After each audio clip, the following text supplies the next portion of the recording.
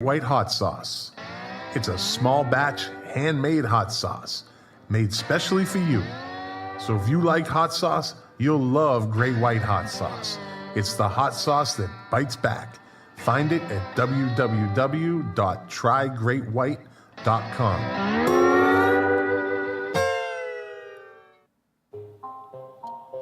Have you ever listened to an album, or I guess a CD or cassette, that you just didn't really like, but you liked the band?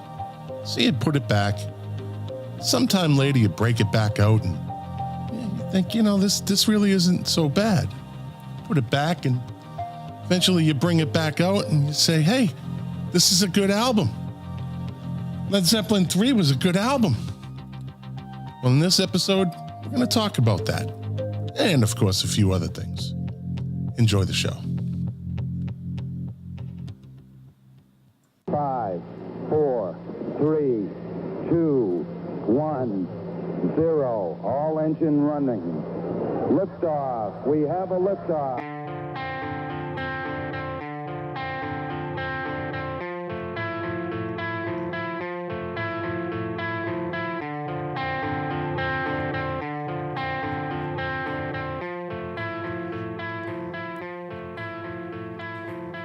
The KOFB studio presents Milk Crates and Turntables, a music discussion podcast hosted by Scott McLean with his co-host Jack Calabrese. Now, let's talk music. Enjoy the show. Thank you, Amanda, for that wonderful introduction as usual. Well, you know the name, so I'm not going to say it. We're streaming live right now over YouTube, Facebook, and Twitter, because, as I say now, Twitter is fun again. And, we kind of ran into this last week. Jack's not here to start the show. It's kind of becoming a normal thing, which isn't a good thing, but, hey, listen, I carry on. I'm actually going to be talking to a fellow podcaster who actually lives here in Boca Raton, and we'll see. He says he wants a shot at the Joan Rivers seat, as I call it. Jack's going to be tied up a lot this summer, so we'll see how it works out. Listen, the guy already has a hand up on everyone else, unless somebody else has podcast equipment, has the right microphone and the right setup. The people that know me know that I am not particularly fond of the Zoom meeting sound. So not going to... Not gonna. If I have to, I will. It's for the show. So we'll see how it goes.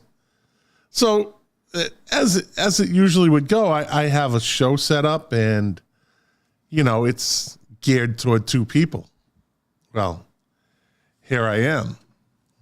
Hold on one second. But I can meet. All right.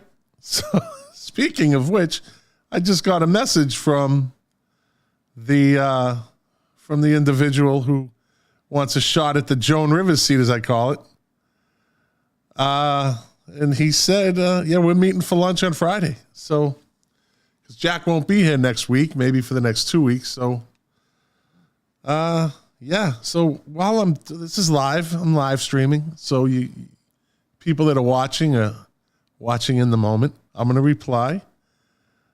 Sounds good, because we're going to meet on Friday at 1.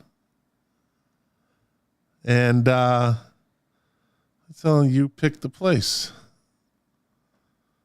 Yeah, there you go. See how things work out. And then, so I'll talk to him on Friday. He sent me his, I'm not going to say his name yet, but, he sent me I'm not trying to sound all important. not a resume per se, but he sent me,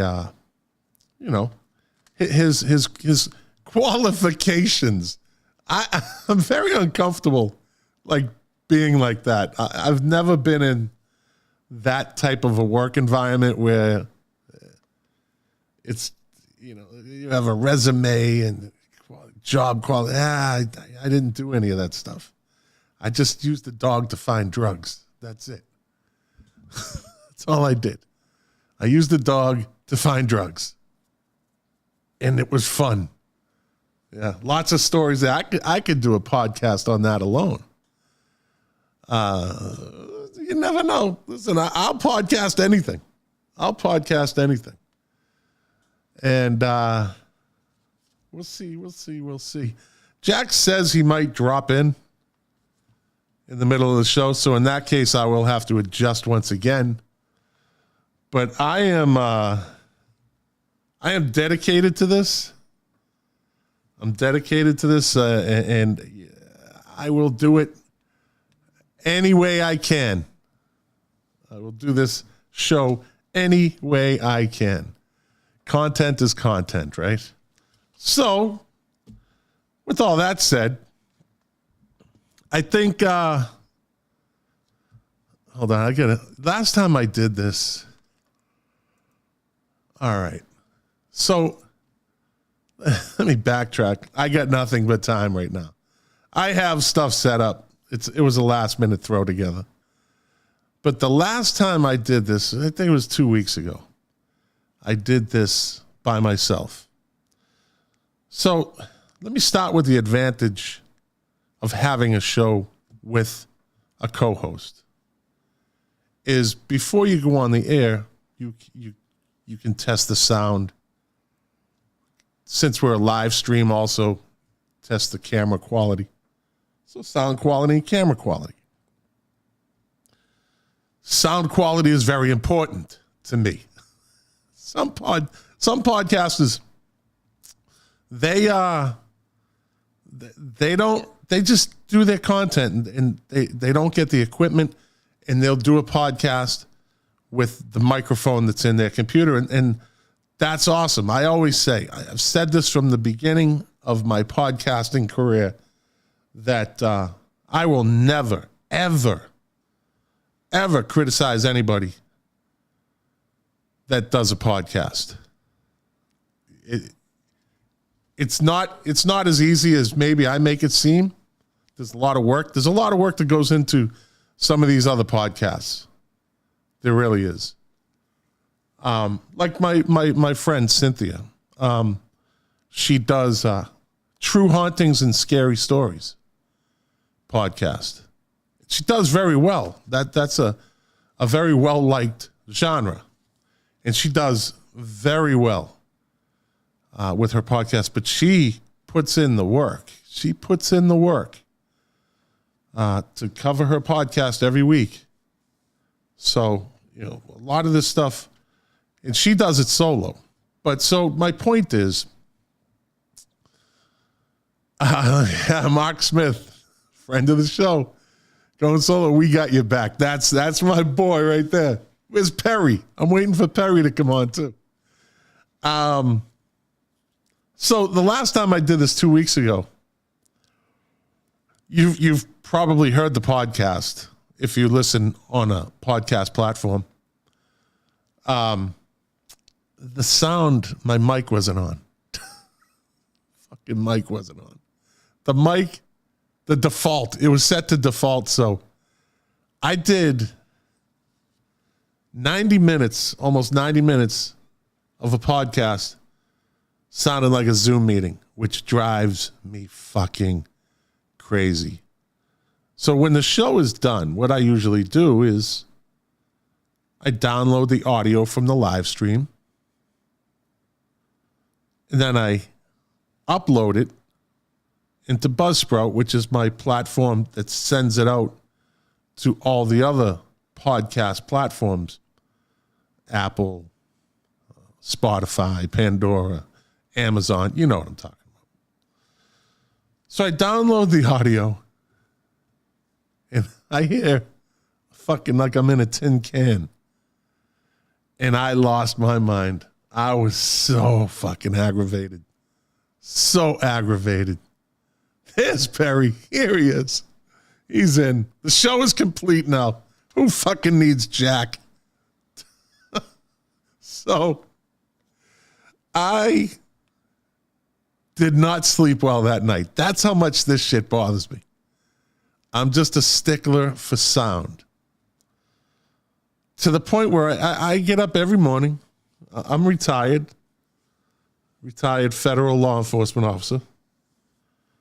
So now I get up every morning. I get my iced coffee. I live in South Florida.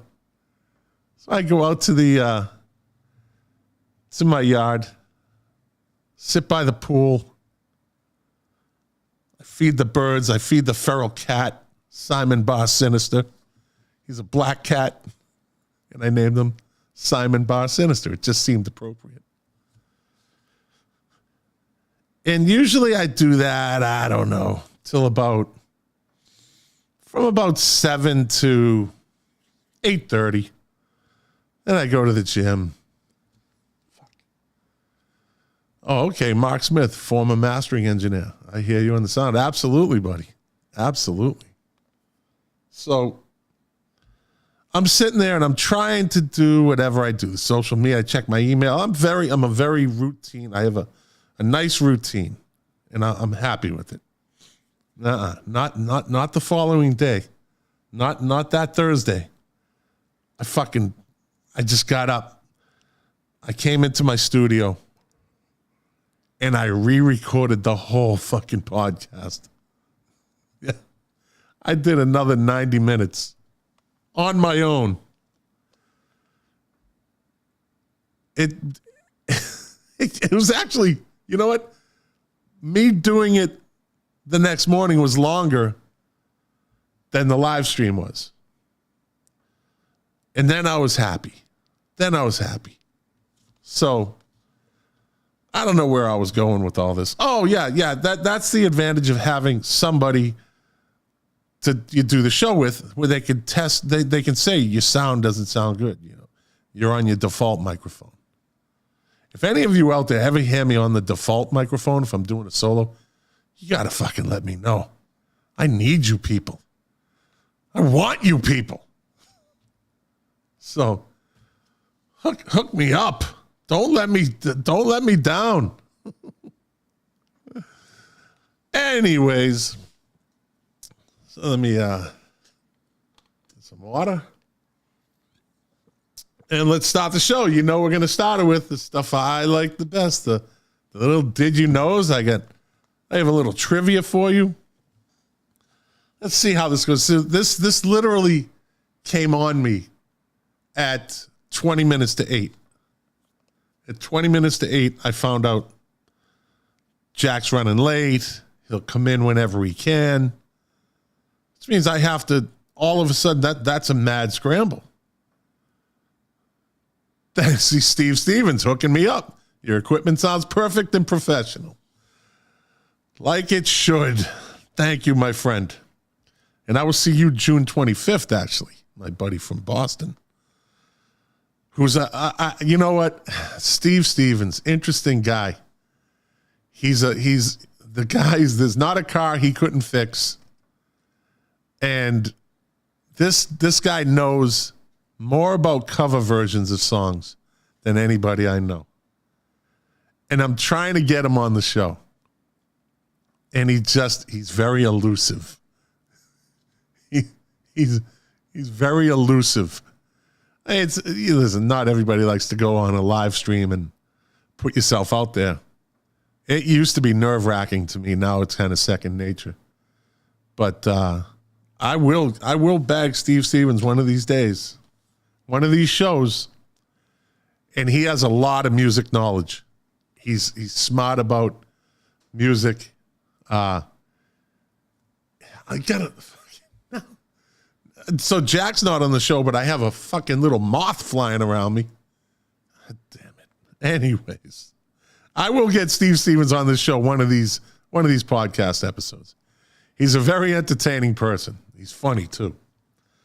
So let's get into some some did you know / random facts. Now, some of these you might know.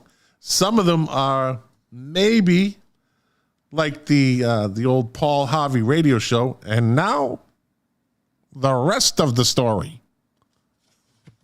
All right, Steve Stevens committed. He says, I will get him on the show. All right, you're committed now, buddy. Even if it's for a segment, even if it's for a 15-minute segment. And then you'll be in podcast infamy. So some of the comments are coming in. They're not really music related. So I'm not reading them. It doesn't mean I don't see them for the people watching.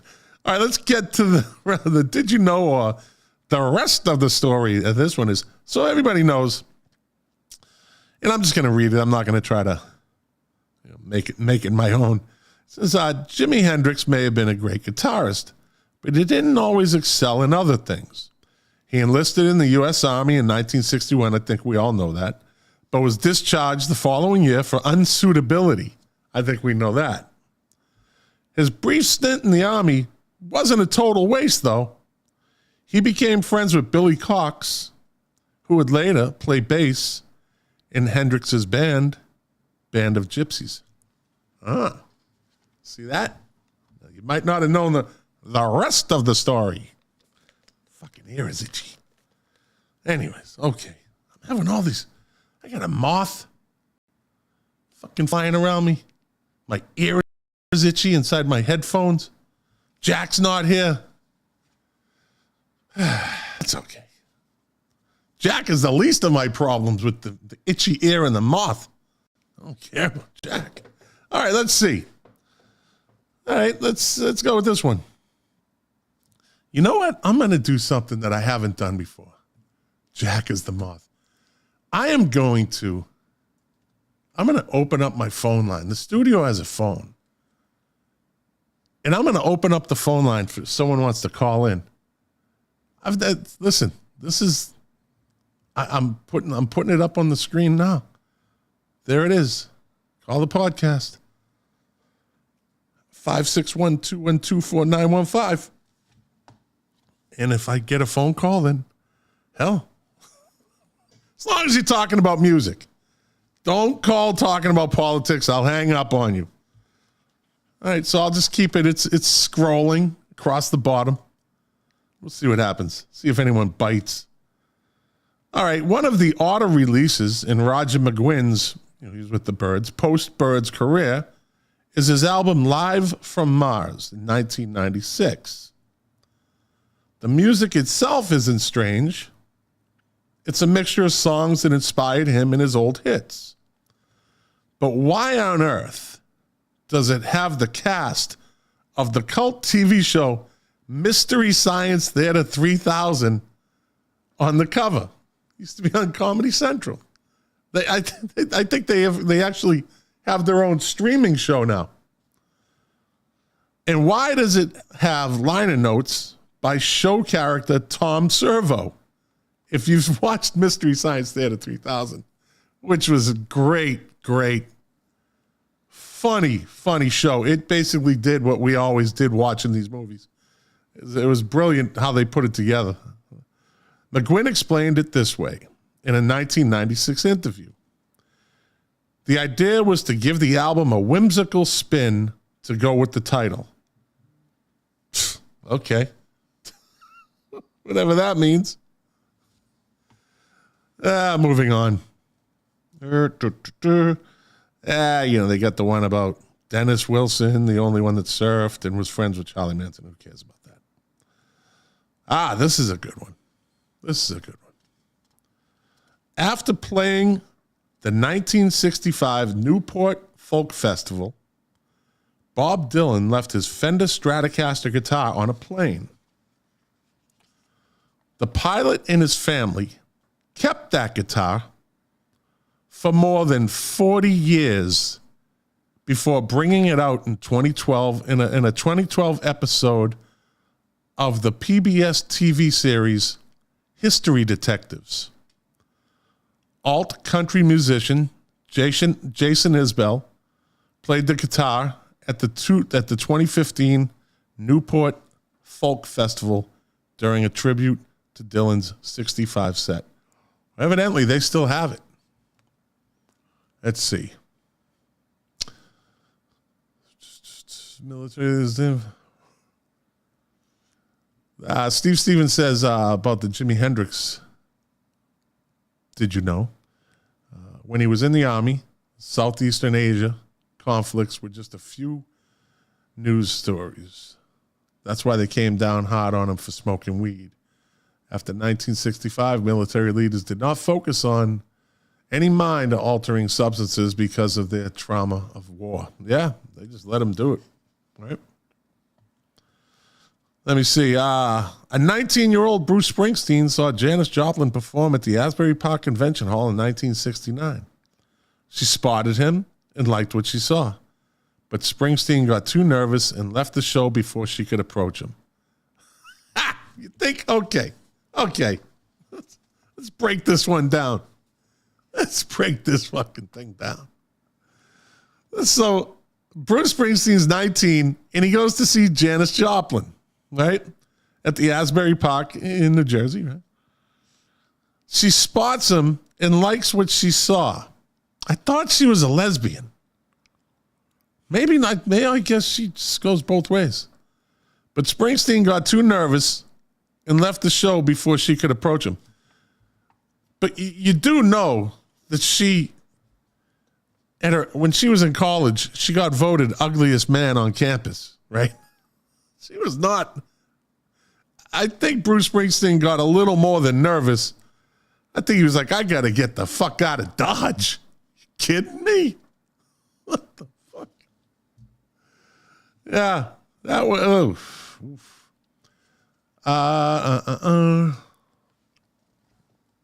Let's see, moving on. Even at an early age, Paul McCartney had songwriting down. He had that skill down. He wrote When I'm 64, which shows up on the Beatles' landmark album, Sgt. Pepper's Lonely Hearts Club Band from 1967, when he was only 16. He wrote that song, When I'm 64, when he was 16. It was one of the first songs he wrote. Talk about getting off to a good start. Jesus, kid. Yikes. That's 16. Anyways. All right, here we go. One legendary part of James Brown's live shows was the so-called Cape Act. I think we all know what that was. Brown would pretend to be too exhausted to continue the show. He'd start going off stage. The guy would run out, put the cape over him, and then try to take him off stage. Then he would throw the cape off and run back to the microphone. Let's see. According to Brown's valet, Danny Ray, this infamous bit of stagecraft was developed by accident. He says, I used to catch him coming off singing, please, please, please, and he'd just be drenched in sweat. And the one thing I was supposed to do was hand him a towel. That was all. But instead, he put a cape over him, and the rest is history. Yeah. Before starting the Kinks, the Davies brothers formed a band called the Ray Davies Quartet for a brief period. The lead singer of the group, of the Ray Davies Quartet, future rock star and Rock Hall of Famer, Rod Stewart. That's a good one. That's a good one. All right.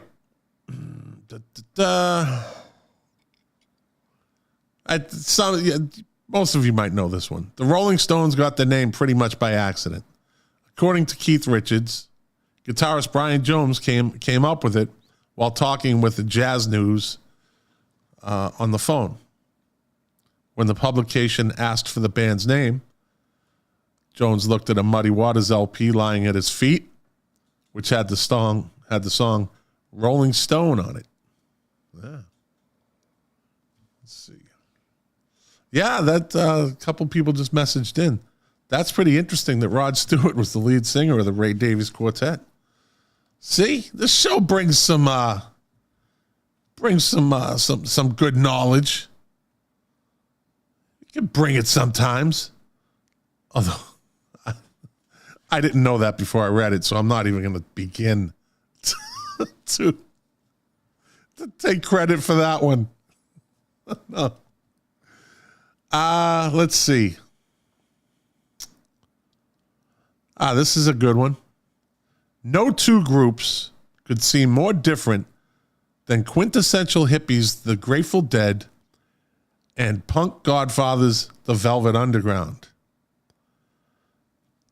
I'm going to ask the viewers, do you know what those two bands have in common? What do the Grateful Dead, and this is a good trivia question for you people to go out there, bring it to work. Bring it to the water bubbler tomorrow. Ask somebody at the water bubbler, hey, what do the Grateful Dead and the Velvet Underground have in common? Not drugs. Well, yeah, drugs. Let's see if anybody's gonna pop in with the answer to this. This is a good one. Yeah. Once again, what do the Grateful Dead and the Velvet Underground have in common? I wish I had the Jeopardy. Did I say Jeopardy? Yeah, Jeopardy. Fucking accent. Guitar playing missing a finger? Nope. Counterculture? Nope. Here we go. What do the Grateful Dead and the Velvet Underground have in common? Both bands went by the same name early in their careers. The Warlocks. Look at that. Boom. Let's give myself an ovation.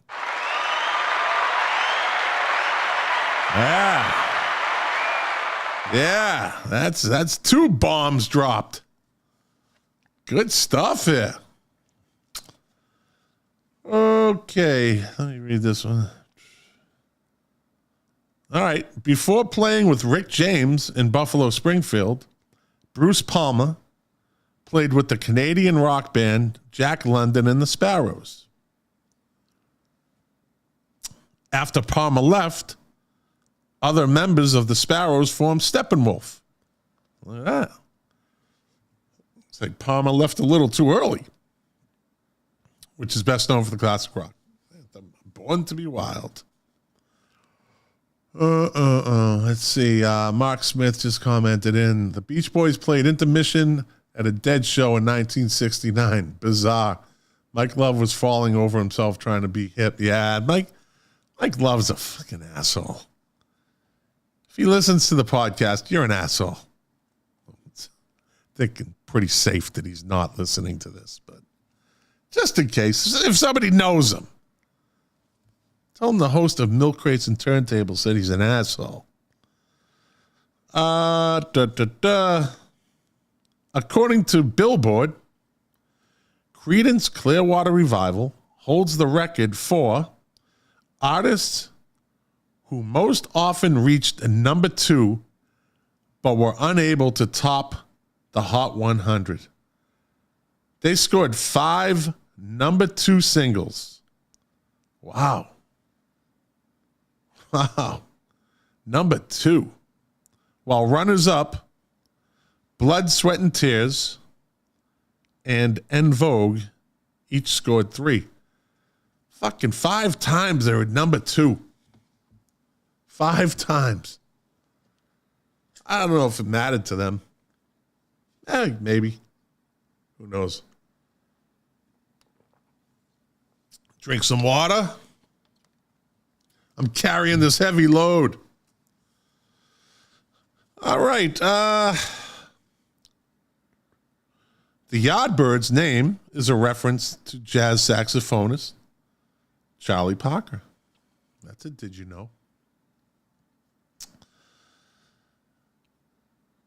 All right. John Entwistle's astonishingly fluid melodic bass lines were one of the defining characteristics of the Who's sound. As I turn the page. But he wasn't able to buy a bass when he was young. So he built one of his own. Built his own bass guitar. Look at that. He was a genius. I think it was, Pete Townsend said, they asked him about Roger Daltrey. And he said, he was just a singer for three geniuses. I think that's pretty much the context of what he said. Roger Daltrey was just a singer backed up by three geniuses. He really didn't give Roger Daltrey credit until Tommy. He said when Tommy came out, that's when he really took off. That's when he started respecting him as a singer. All right, let's see. I got some trivia here. Let's get some trivia for the viewers and for you driving in your car. You could play along. After all, the show is for you. So the live stream is just a means to an end.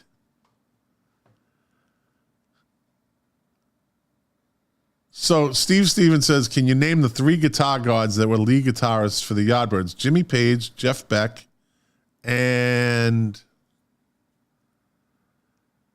Eric Clapton. So Steve, just let me know if I'm right. Whenever I think it's a 12-second delay on the live stream. Let me see. Let's do some trivia while I wait to see if I was right. And I'm pretty sure I'm right at 2 out of the 3.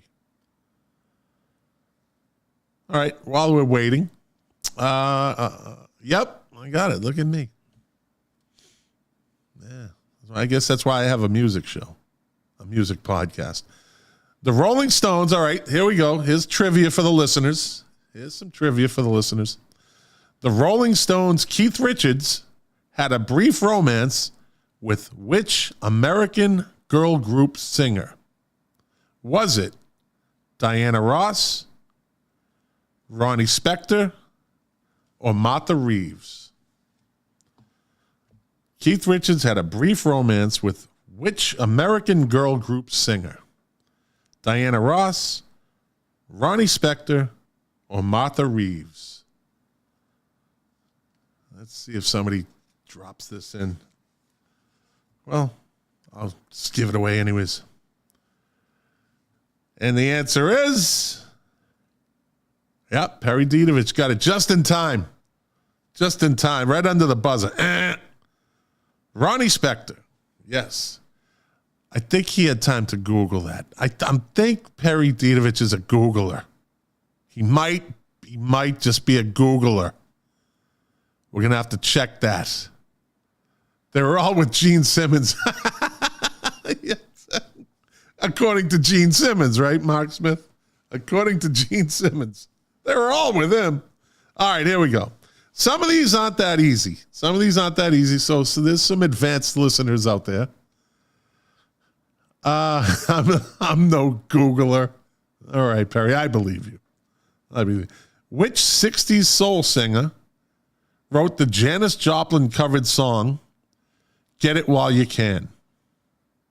That's kind of these are a little tough. Howard Tate, Clarence Reed, or Otis Redding? Who wrote Get It While You Can? The song covered by Janis Joplin. Was it Howard Tate, Clarence Reed, or Otis Redding? And the answer is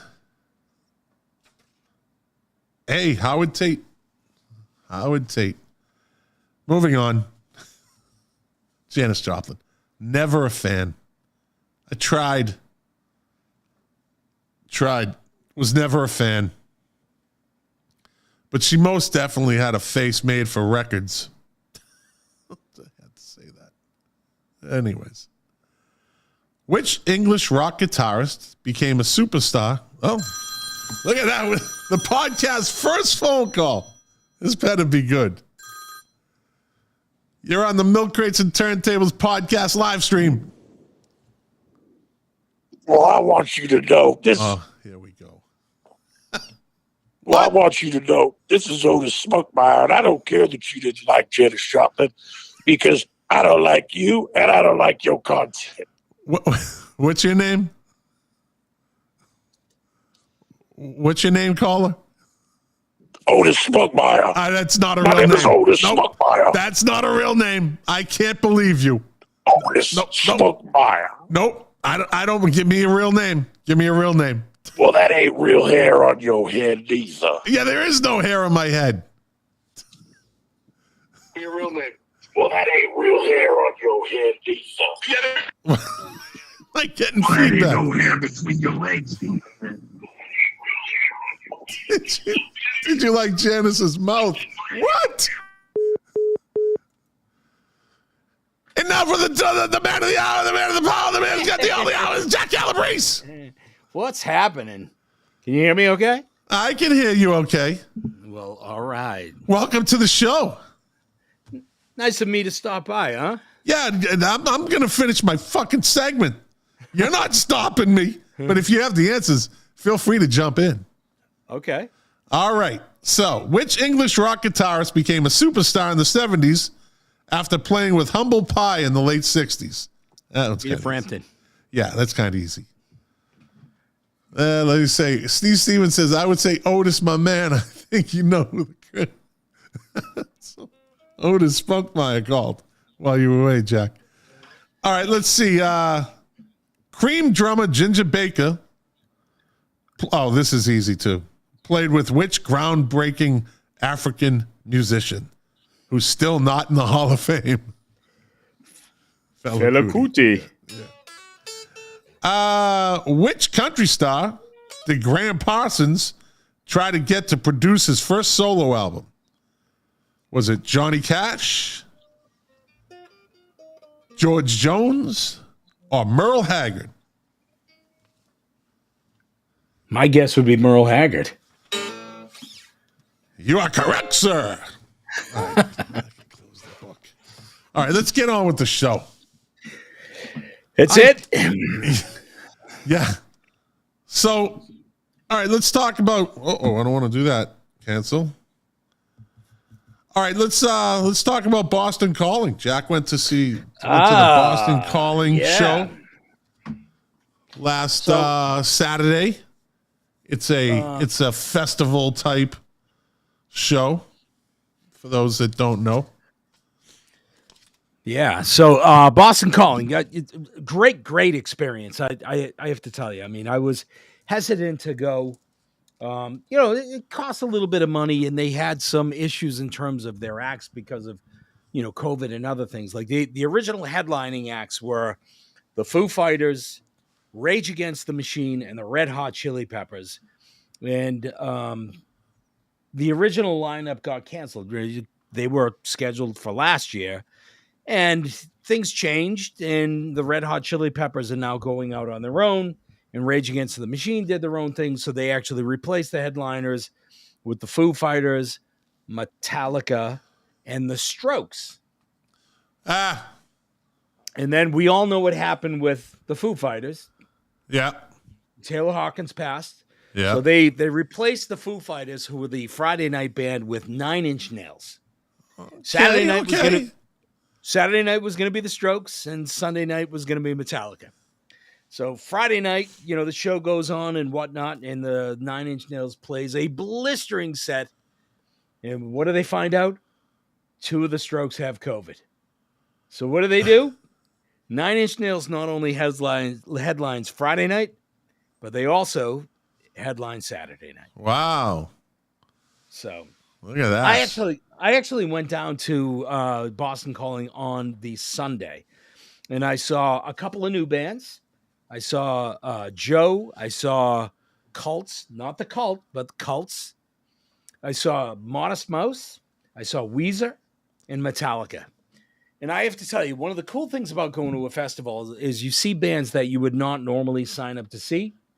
So you get exposure to things that you wouldn't normally see.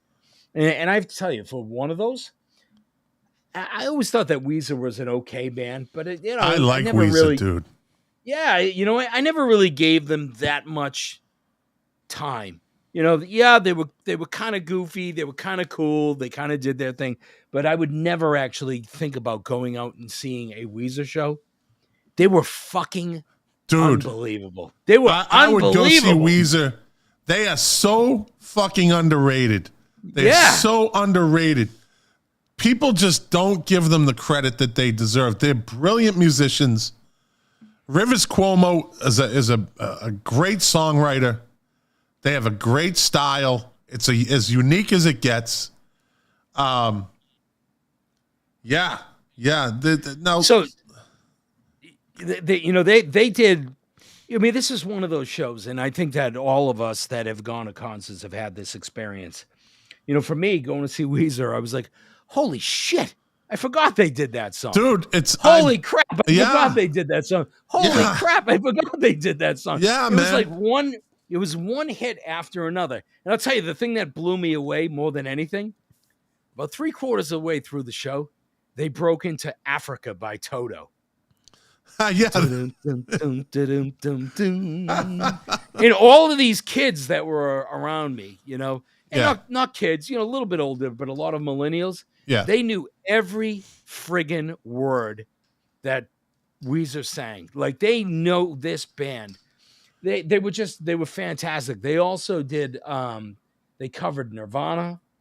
I know they did Happy Hour, right? I love that song.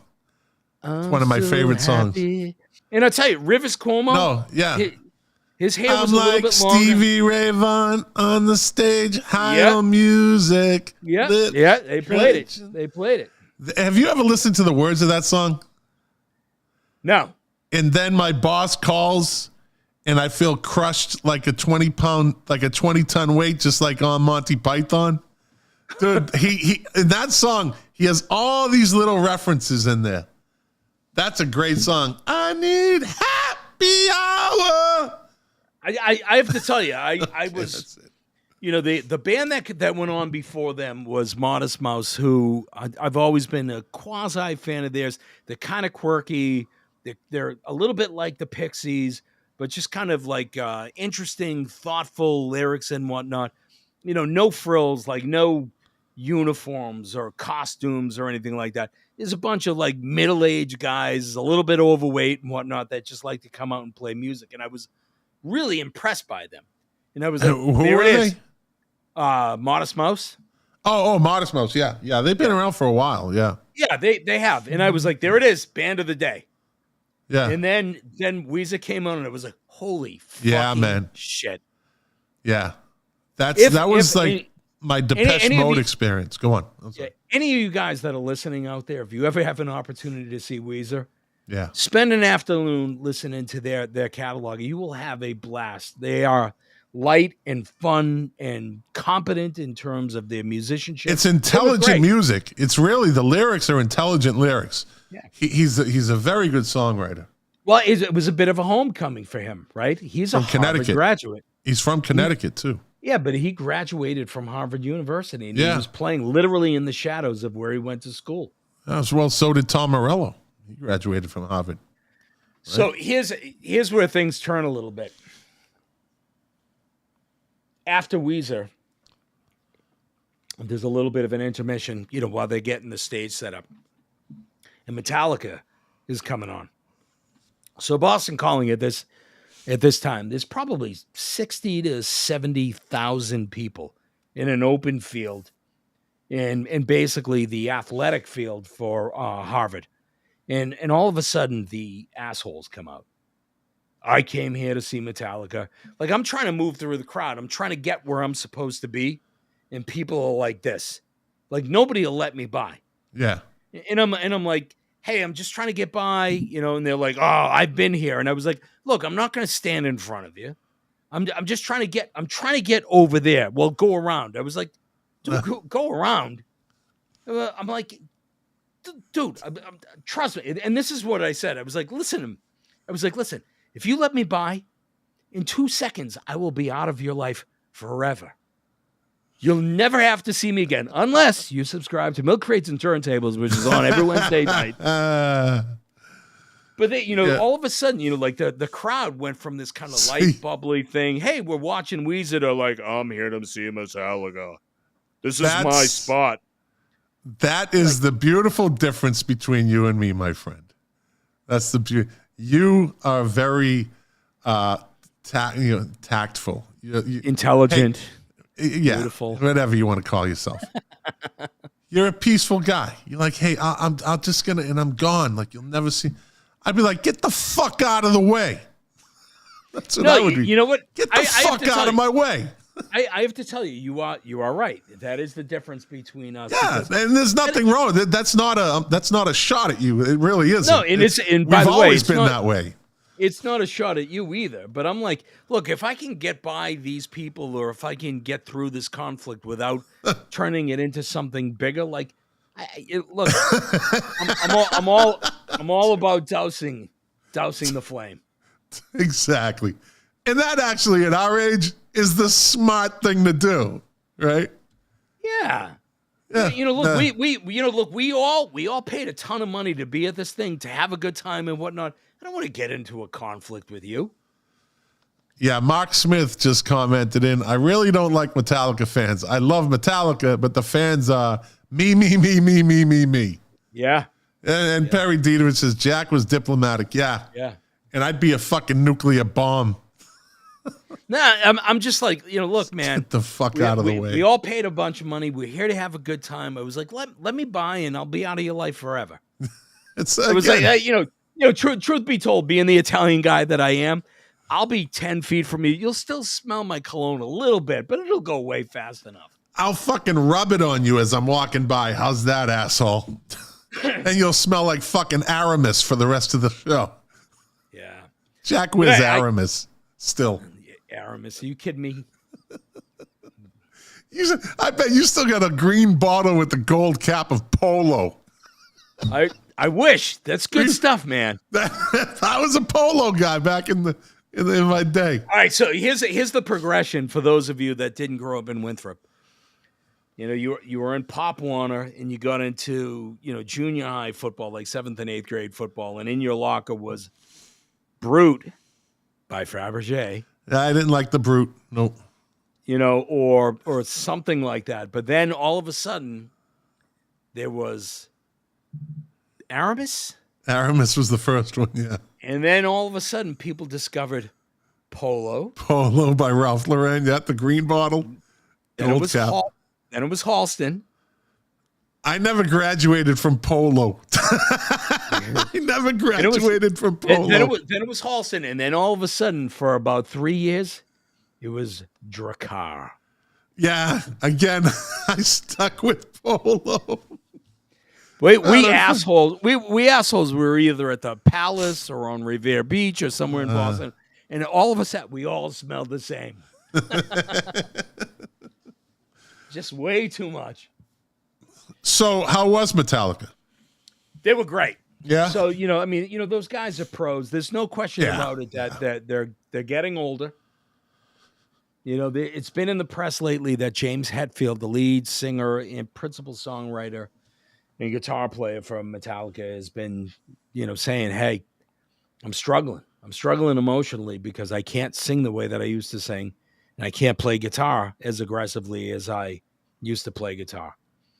But they're still great, and they came out. So good thing he didn't talk to Dave Grohl about being tired, because he might have died a week later.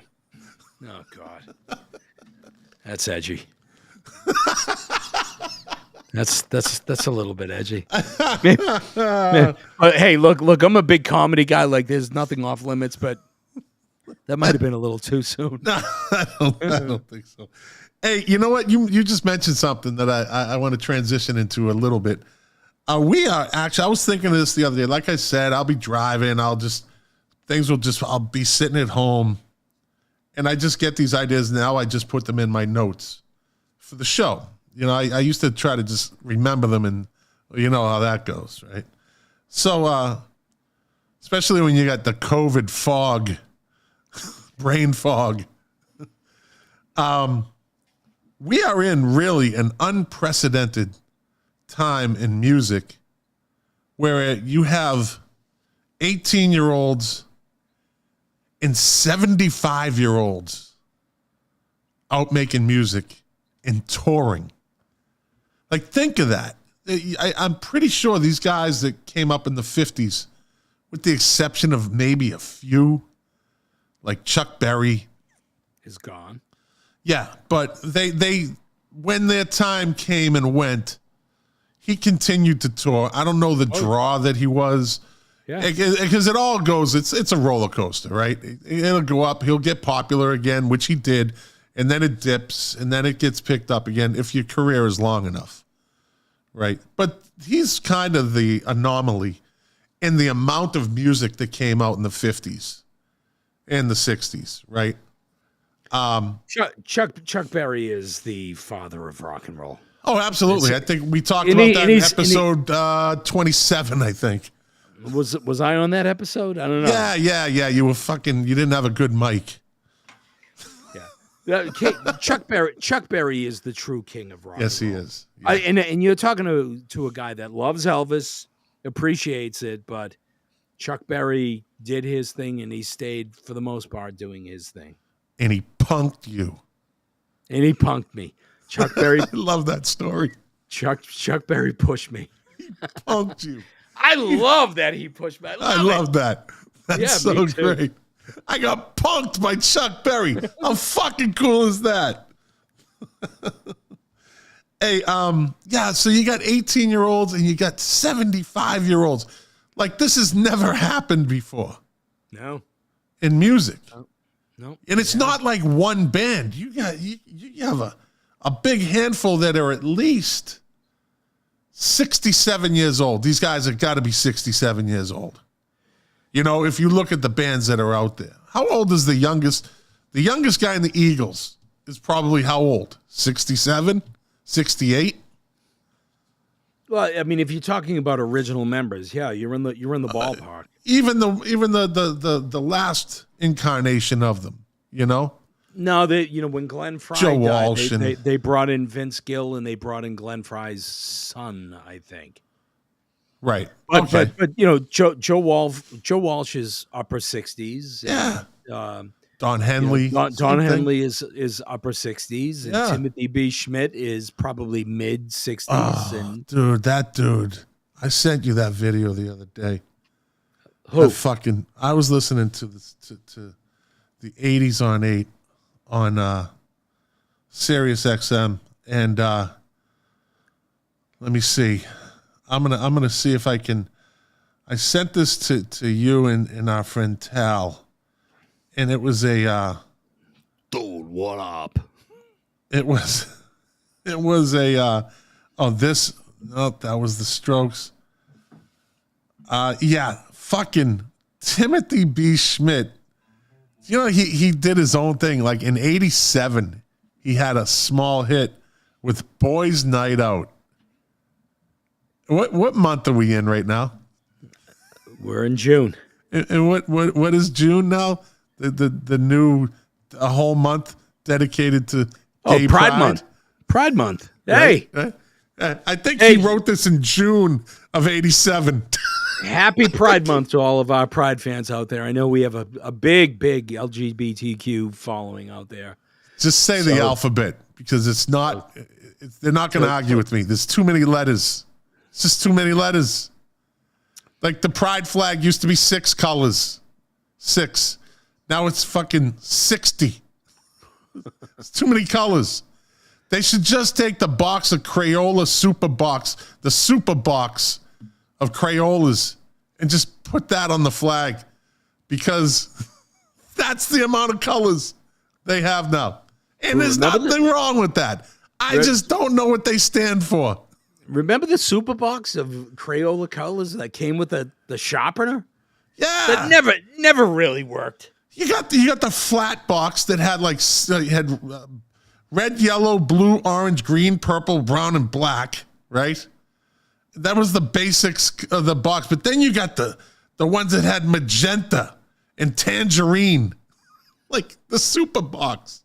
Like there's colors that you would never use. But you had a Superbox. It had like 30 crayons in there. And you didn't use half of them. Yeah. So, you mentioned Timothy B. Schmidt. Oh, that fucking song. Boys Night Out. Oh. So do you remember the band Poco? Yeah, he played with Poco. Timothy B. Schmidt did. So the original Poco, the lead singer was a guy by the name of Randy Meisner, who left Poco to join the Eagles. He joined the Eagles. Yep. And when he left or got fired... He left Poco, and Timothy B. Schmidt replaced him in Poco. That's right. And then Randy Meisner got fired or left the band Eagles. Or whatever, and Timothy B. Schmidt replaced him in the Eagles. Poco was like the minor league fucking Eagles team. Yeah, they were a feeder team. They were a feeder team. They were a feeder group. And that's as famous as Poco could get with those two. But Timothy B. Schmidt, when Poco really hit their stride, that's when he stepped in and made a lot of money with Poco. And, Randy Meisner, not that he didn't make a lot of money. He was, with the Eagles in the early days. But, when you're talking about Hotel California, the long run, like the big stadium touring things, that's when Timothy B. Schmidt walked in and said, "Thank you." Yeah. And when they asked him about it, he said, "I can't tell you why." Ding, ding, ding, ding, ding. By the way, before we leave Poco totally, one of the cool trivia things about at least one, if not two, of the Poco albums. Do you know who so the two of the Poco albums, I think, were actually an illustration like of a horse and whatnot. Do you know who actually drew those? Saturday Night Live alumni, comedian. Oh, it was the dude that got shot, right? Was it the dude that got shot? Phil Hartman. Phil Hartman, yeah. Phil Hartman, back when in the early days, before he became Phil Hartman, really, was an illustrator and actually designed at least one, if not two, of the covers of Poco. See, yeah. Then he gets fucking killed by a psycho wife. So you want to hear something crazy? And he was a funny dude too. This is absolutely true. You're going to be blown away by this, but it's not really related to music or whatnot. That's all right. But when Phil Hartman was murdered, and the police were there, I was literally on that street, walking to an appointment, looking down the street, going, "Holy God! Look at all the police and the police tape." But had no idea what was going on.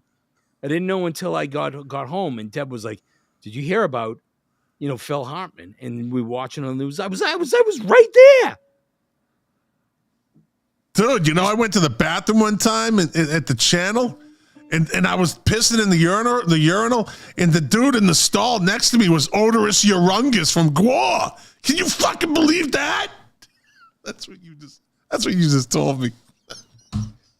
So that's idiotic. You're a fucking moron. You're that guy. I was there. You're that guy. Hey, I was, for a moment, I was Bob Gillis. I was there. There's no way that story was blowing anybody away. It was just, it was just a weird moment in time that I found myself in a weird place that was kind of tied to a minor thing that happened in history. What can I tell you? Sorry, I was trying to add a little color to the show. Hey, I'll tell you what. Why don't you get the fuck up? Pick up that stupid fucking book that you were reading, and let's bore the three listeners that were on here right now. Hey, so somebody sent me a video today, and this, was it a Phil Hartman? It was a Phil Hartman video, yeah.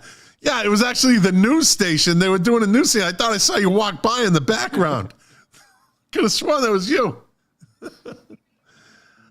Someone sent me a video today, and it was from these dudes called the Rio Brothers, REO, right? Mm-hmm. Rio Brothers, and they're five. Let me see, 1, They're four Filipino brothers, and they did a version of the Sultans of Swing, fucking to the T, right? And it brought me back to 1988, stationed in the Philippines, running downtown. It was like fucking Saigon in Vietnam. It was just crazy. And they used to have live bands. And this one bar that we went to was called Fantasia. And they had every Thursday, Friday, Saturday night, they had a live band. And it was a house band. And the name of the band was the Huge Killer Bats, which I thought was, yeah, they're not just regular size killer bats. They're huge killer bats, right? But these dudes did fucking like Black Sabbath and shit like that to a T. Like if you closed your eyes, you were listening to Black Sabbath live. And it's amazing how talented those people are. Musically, vocally. Because that dude, Pineda, that sings for Journey. Yep. He actually used to be he was in a cover band, and he could do like 4 or 5 different singers, voices. And Steve Perry just happened to be one of them, which is how they heard him on a video. But he could do, and dude, these dudes, the Rio brothers, they do the Beatles. They look them up online. Just look them up on YouTube when you get a chance. I will tell you that there's a bunch of things on YouTube where you have very competent musicians doing interesting covers. You ever see the Hillbillies kind of doing? And I'd have to look them up to see what they're called. But the Hillbillies that do the AC/DC tunes. Oh yeah. Overalls, and they do Thunderstruck. They do it with the banjos. They do it with the banjo and the washboard and an anvil. And an anvil, yeah. That stuff is great. Dude, you gotta look these dudes up. The Rio brothers. REO. Gotcha. And they are so fucking good, man. It's like I would pay to see these guys. They're that fucking good. Like they're just talented. And to pick up this music isn't easy. Like to do that little solo in Sultans of Swing at the end is not easy. And I'm sure they did a lot of practicing, but they're 4 brothers who, they grow up together, and they're great, man. So, well, I'll tell you, going back to the whole Boston Calling thing, as we get a little bit older, I do think that we get a little bit lazier in terms of trying to listen to new music. And one of the great things about going to a festival like that is you get exposed to a lot of different bands. And again, I picked out Weezer, but there were plenty of other bands that I had never heard of that I got exposure to, just because I happened to be there. And there's some real talent out there. There's some amazing stuff out there that a lot of us are missing. So a lot of that stuff is not played on terrestrial radio, and we've talked about this before. Yeah, one of the good things about the record companies and the radio stations in the past is they pushed content, and now it's more of a pull content. And if you're not pulling in the right direction, or if you're not pulling at all, you're missing out on a lot of good stuff that's out there. Yeah, you got to go out there sometimes and just listen to different shit. Like I always say, you go down the rabbit holes, like on Amazon. They have a thing, suggestions, groups like what you're listening to type thing, I think. And that's how I learned a lot about these other bands. So what is Mark Smith saying? I've gotten many bands live that I didn't like from hearing their albums. Yeah, there are a bunch of bands that just don't, they're not just able to capture themselves on record. There's a lot of bands that are just flourish live. And that's, one of the things that Scott and I have talked about in some previous episodes is that I listen to a lot of live music because I do think that there's a vibrancy there. There's just a lot more energy there, and it actually gives a truer picture of what a band can actually do. The Again, end. and yeah, we had that. I'm not a big live music guy, which I thought was interesting that your playlist was 90% live music.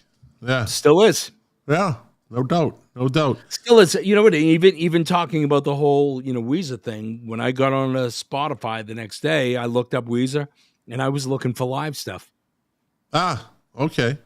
I'll tell And you, I know they're good live. They sound really good live. They're one of those bands that they're pretty hard to fuck up their music live because it's not overly complicated. It's not loud and raucous. Well, unless they play Hash Pipe, that's about as hard as they get. And they did. Yeah, they have to play that. They almost have to play that. Yeah. Which is a great song. Yeah. That was my favorite song by Weezer until Happy Hour came along. I fucking love that song. Happy Hour is a great tune. Yeah, yeah. They even did the whole Beverly Hills thing, which is kind of a goofy tune, but it was so much fun. It was so much fun. You had and I know a little bit about Weezer, so I did a little more looking today. And so their third album was the Green Album. All their albums are named after colors, mostly all of them. Or they're referenced as the color of the album, right? So the third album was the Green Album, and this was kind of mixed into what the topic was going to be tonight, but I don't want to. We'll save that again for another episode because we'll end up doing a 2-hour podcast tonight if we keep that up. So the third album, so due to a mixed reception, which tonight's one of the topics was going to be albums that people didn't particularly like at first, but kind of they grew to be really good albums. Like people appreciated them later on down the line. So Pinkerton, the Green Album, was their third album, and they hired well, let me see. So due to mixed reception of Pinkerton, Cuomo wrote less lyrics for the Green Album, which is the third album. The band hired Who to produce the band's debut album, and they brought them in to do this. So, are you asking Boston, me? Yeah, Boston musician. It was Rick Ocasek. Yeah, Rick Ocasek came in and he produced their albums. So then they went out in '98. So this is how long they've been around. So they went out in '98. The band played 2 club shows with the substitute drummer in California under the name Goat Punishment. And you mentioned something earlier, consisting entirely of covers by Nirvana and Oasis. And you said they did some Nirvana songs the other night, right? They did. Yeah, yeah. But then, and I had heard about this, in the months following, Cuomo entered a period of depression, painting the walls of his home black, putting fiberglass insulation over the windows to prevent the light from coming in. So he kind of went over the deep end for a little bit. And they kind of fell off the map for a few years. I think there was a gap of maybe 5 years in between a couple of their albums. Not 100%, but I know they kind of fell. And then they had, I remember hearing they had a little bit of a tit for tat with their record label too. Mm-hmm. So, yeah. So just let's close out the Weezer thing. So I'll actually give you the set list that they went through. Hold on a second, I'm losing you here. Mm-hmm.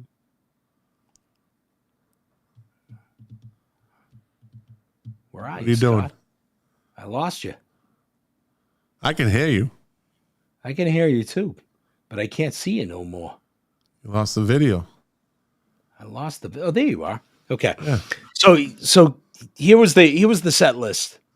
So they started with Jump, Van Halen. Then went right into Hash Pipe, Beverly Hills, My Name Is Jonas, Perfect Situation, Pork and Beans, Lithium. They did that Nirvana cover. A Little Bit of Love, El Scorcho, all my favorite songs. Undone, the Sweater song. Pink Triangle, Feels Like Summer. Surf Wax America, In the Garage, Island in the Sun, Africa, California Snow, Say It Ain't So, and Buddy Holly. That's Wait, it was Happy Hour. Was Happy Hour in there? Happy Hour was not actually in this set. Yeah. Interesting. But they were great.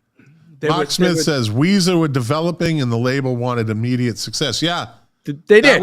They had a little issue with their label. Yeah. There was a period of time with the record labels where if you didn't make it on your first album, you were out. Yeah. And you know, think about that for a second. The first 3 Springsteen albums did not do very well. It wasn't until, Born to Run came out that he actually hit it big. But the company was willing to make the investment in a developing artist. And for for a period of time, there were record companies that would not let artists develop. And I am going to touch on that on This Day in Music coming up. Holy fucking shit. You better listen. You better fucking listen.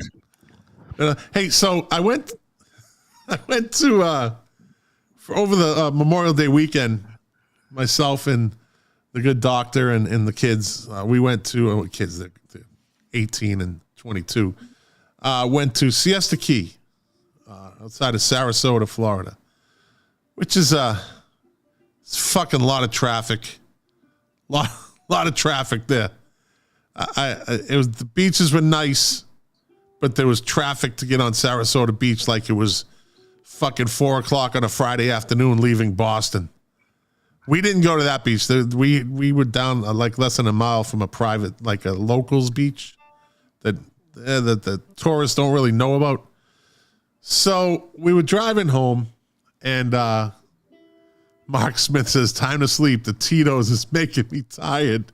Are you sure it's not Jack? Because you were awake when I was doing the show. Wow, look at that. Hey, good night, everybody. Good night, everybody. See you in a couple of weeks. Leaving for Europe tomorrow. So we were driving home, and Christopher Cross came on, and I was like, "Oh, we were just talking about him, last episode, as a matter of fact, how he was kind of a one and done, and it was Ride Like the Wind, right?" So I said, "Hey, listen to the song." I said, "Hold on, don't shake your head. You don't even know where I'm going with this." No, but Christopher Cross isn't a one-hit wonder. He was a one album and done. Let's not split hairs on this. One album and he fucking disappeared. That's it. He did. He had a fucking nervous breakdown. He wasn't wired for all that. Maybe later on, years later, he kind of subtly put music out, but he won fucking like 6 Grammys, and that was it. Like, he was just like it. A lot to live up to. And the dude, you can see him. He's soft. He's a soft guy. And I'm sure I'm not saying that in a bad way. You can just see he played nice music, very talented, great fucking voice, but he probably wasn't built for that industry. Hey, look at Gordon Lightfoot could have been fucking huge in America. He elected to stay in Canada. He was like, he put out songs, and then he's like, I'm going to stay in Canada where it's fucking nice and people are nice to me here. If you could read my mind, love. I'm telling you, he just stayed in Canada. It's like, I'm not touring. So anyways, the song Ride Like the Wind comes on. And I said to my wife, I said, listen, who's singing in the background, right? And he says, and he got such a long way to go. And I asked her, who's singing? And she says, you know what she says? Rick Astley. Oh. Like, without missing a beat. Dude, and then I was like, wait a minute. I said, wait a minute. I never put those two together. Fucking Rick Astley sounds just like Michael McDonald. I never fucking connected those two dots. She said without missing a beat, Rick Astley. And I said, you know what? If you put Rick Astley in that song, singing the backup, it would sound the same. And I got, so as he Rick rolls, as he sings it, he's Rick rolling. Michael McDonald has a unique vocal style. There's no question about that. I'll tell you, you want to see a cool video? Pop on a YouTube and look up Pearl Jam playing "Taking It to the Streets." They do it kind of as a goof, because somebody apparently went backstage, like a buddy of Eddie Vedder's, and he was like, "You're a good singer and whatnot." He was like, "But you're not a great singer. You don't sing like Michael McDonald." And he doesn't. See, Mark Smith says he hated the song "Ride Like the Wind" because it was used for a Huffy bike ad. It ruined it. That's a good memory right there. That's good. Yeah, that's a good one. It's Christopher. It's Christopher Motocross. Oh, where is it? There you go. Hey, there's more of that. More of that coming up. Lot more of that coming up. All right, you know what? I'm going to do it. I'm doing it. I'm hitting the button. Time for this day of music. Oh, thank God. That's the new intro. That gives you the heads up. Can I just go to bed now? Huh? Can I just go to bed now? No. You're going to put your fucking hour in. Yeah, I pay you. I'm getting an hour out of you. I have not gotten one penny for this shithole show. All right. On this day. Oh, shit. My thing just went fucking. What happened? All right. On this day in what the fuck keeps happening? All right. I'll do it now. Here we go. On this day in 1964, the Rolling Stones were met by over. Oh, you know what? No, stop that. Stop. Let me rewind that. Time to do top 10 this week in 1990. Holy fucking shit. Number 10. This week in 1990, number 10, Black Velvet by Elena Miles. She was a hottie. Miles. Elena. I saw her open for Robert Plant. They ended up dating for a little while. She was a hottie. And then her hair went white, and I was like, what the fuck happened to her? Yeah, she was a one-hit wonder. Yeah. Black Velvet. That was it, right? All right, number 9 this week. This is pathetic. This is a fucking pathetic one. Forever by Kiss. Apparently back then, you had to do a power ballad to get in the fucking charts. And that song, by the way, was written by none other than Michael Bolton. Yeah. Fuck. Kiss. Let me see. Number 8 this week in 1990 was Get Up Before the Night Is Over by Technotronic. The era of jock rock began. I saw Technotronic open for Pump Up the Jam, pump it up, a little louder. They opened for Madonna. Well, there you go. All right, number 7 this week in 1990, Here and Now by the one and only Luther Vandross. He did Luther owned the 90s, I think. I think Luther owned the 90s. Luther hit his stride in the 90s, man. Died way too young. Way too young. He did. Yeah. Number 6 this week in 1990, I Want to Be Rich by Calloway. Yeah, exactly. Number 5, Love Will Lead You Back by Taylor Dayne. Her only number 1 hit, and that song was actually intended for Whitney Houston. So she lucked out with that one. Let me see. Number 4. This one dropped. You know this was a former number 1 that dropped to number 4. Nothing Compares to You by Sinead O'Connor. Go ahead, say it, asshole. Say it. Fucking say it. Everybody does. Say it. I'm gonna say it. Say it. Written by Prince. Fucking asshole. He wrote it on a manic Monday. I fucking while wearing a raspberry beret. That's right. You god dang son of a bitch. Number 3.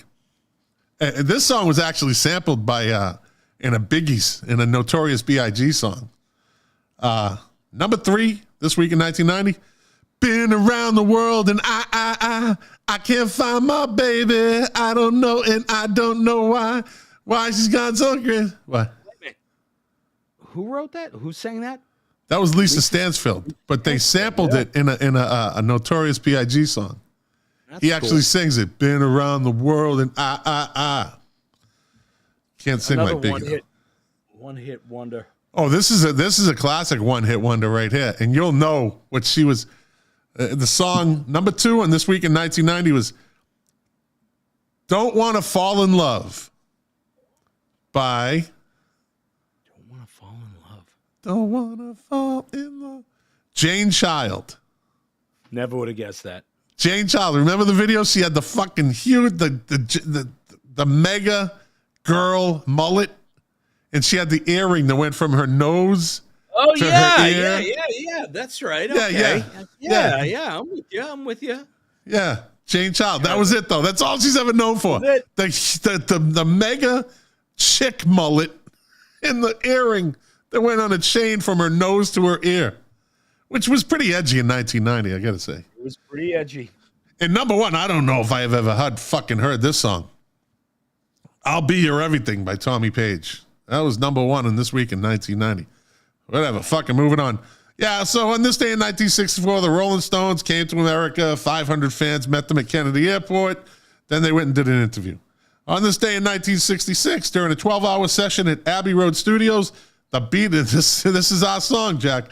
The Beatles added overdubs on "Yellow Submarine," with John Lennon blowing bubbles into a bucket of water and shouting, "Full speed ahead, Mr. Captain." And the roadie Mal Evans played a bass drum strapped to his chest, marching around the studio with the Beatles following in conga line style, singing, "We all live in a yellow sub." They were stoned. They had to be stoned. On this day in 1967, the Beatles released Sgt. Pepper's Lonely Hearts Club Band. On this day in 1967 also, David Bowie. This is what we were talking about earlier. You had touched on it. David Bowie released his self-titled debut studio album. 2 singles were released from the album, "Rubber Band" and "The Laughing Gnome." The album's failure cost Bowie his record contract. They dropped him. Hey, can we go back a half step?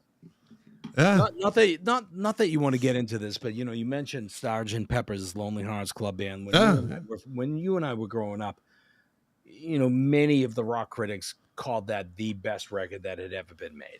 Well, they made it because why? You know the backstory, right? Yeah, but beyond that, my question is this: does the record still hold up? Yes. You do. Yeah. That's a brilliant fucking album. Yeah. So is Pet Sounds, which was the cause. The Beatles are like, "Oh hell no." That's right. These boys ain't gonna do. And they were the inspiration for that album, for Sgt. Pepper's. And yes, that is an album that will hold up. Now, Magical Mystery Tour, I think that still holds up too. Wow, Perry says that was the worst sounding Beatles record. I don't know about that. Yeah, look, it was a landmark album because they broke all the rules and they really expanded things and really pushed the boundaries of their own creativity. For me, the best Beatles albums are, Revolver, Rubber Soul, and Abbey Road. Yeah. Followed by the White Album and then Sgt. Pepper's.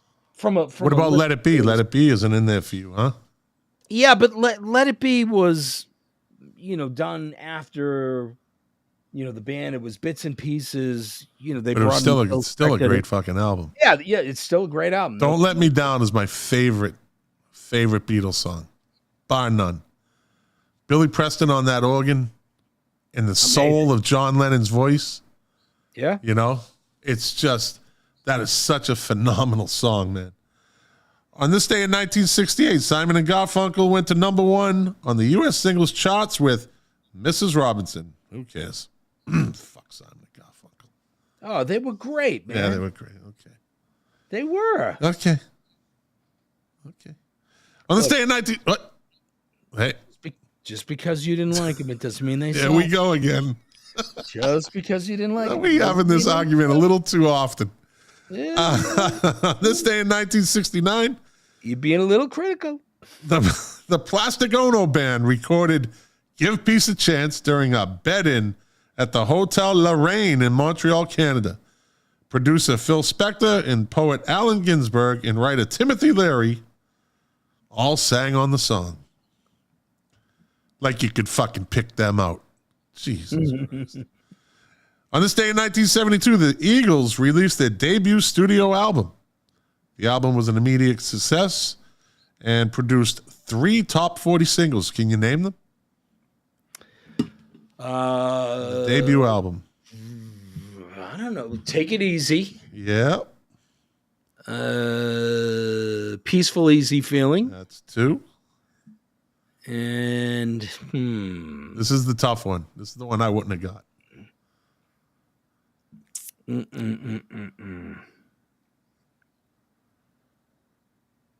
Already Gone. No. Ah, Witchy Woman. It's a popular song, but it's not the most like. Yeah, you don't hear it too often. Mark Smith said Eagles produced by Glyn Johns. Yeah, Glyn Mark Johns Smith. he produced everybody back then. Yeah. And Perry Dietovich, he got it right, Witchy Woman. But he spelled witchy, W-H-I-C-H-Y. Like, which way did she go? Yeah. I'm only kidding, Perry. I'm only kidding. Witchy Woman. Witchy way did she go? Witchy way did she go? Witchy go this way. Witchy go this way? Or witchy go that way? Don't be so witchy-watchy. Oh, Jesus. All right. On this day in 1975, the Rolling Stones kicked off their biggest ever U.S. tour at Louisiana State University. The tour would take in 45 shows in 26 cities. Guitarist Ronnie Wood joined the Stones on the tour for the first time, replacing Mick Taylor. On this day in 1985, Prince and the Revolution started a 3-week run at number 1 on the U.S. album charts with Around the World in a Day. Very underrated album. Around the World in a Day is a good album. Some good stuff. On this day, you'll think a lot of people might disagree, but I think this was voted on in England. On this day in 2006, the 1994 debut album by Oasis, Definitely Maybe, which is a great fucking album, was voted the greatest album of all time in a survey to mark 50 years of the official UK albums chart. The Beatles came in second and third with Sgt. Pepper's Lonely Hearts Club Band and Revolver. It's a great record. It's not the greatest record of all time. Well, they seem to think, the people seem to think it was better than Sgt. Pepper's, Revolver, OK Computer, and then What's the Story, Morning Glory by Oasis was voted 5th. So they had number 1 and number 5. It's ridiculous. Good albums. No, they're good. They're good albums, but they're not. Come on, are you fucking kidding me? I'm not going to argue this one. Exile on Main Street, the first Zeppelin albums, Tommy by the Who, Sgt. Pepper's, Pet Sounds. There's so many other monumental, iconic records that are well before. And I love Oasis. I love them. But they're not in that league. I'm sorry. I'll smash this microphone right now. They are in that league, but... No, they're not. Yes, they are. Anyways. Hold on. There we go. Hold on, dipshit. All right, hold on. Are you telling me that you think that Oasis is up there with Pink Floyd, the Rolling Stones, and Led Zeppelin? Is that what you're telling me? Because I'll wake up my wife right now and she'll get in the car and drive down and punch you right in the throat. See what happens, people. See what happens when Jack comes in a half hour late. He's all blood and balls. If this was 30 minutes later, he'd be like, the answer to that. I was just Boston calling. I feel like I just listened to I went to see Weezer. They were Boston calling. Sorry, I'm so tired. I just listened to Be Here Now. I'm sorry. Okay. All right. No. Hey, wait a minute, funny boy. You didn't answer my question.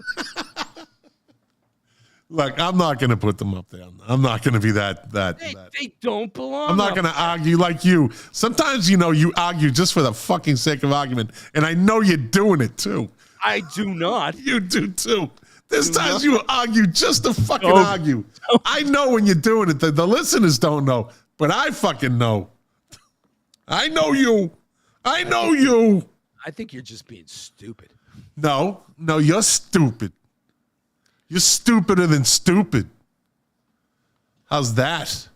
Yeah. Stupid. This is quality of this Quality podcasting right show. there. God. We are hitting the top of the rung, buddy. We are top of the heap right now. Joe Rogan, look out, man. He's stupid too. Stupid Joe Rogan with his stupid money, making all his stupid money with stupid guests. Yep. Stupid Joe Rogan. He's not living off of hot sauce. Born on this day in 1934, American singer, composer, actor Pat Boone. Born on this day in 1947, Ronnie Wood, guitarist, songwriter, painter, and radio presenter.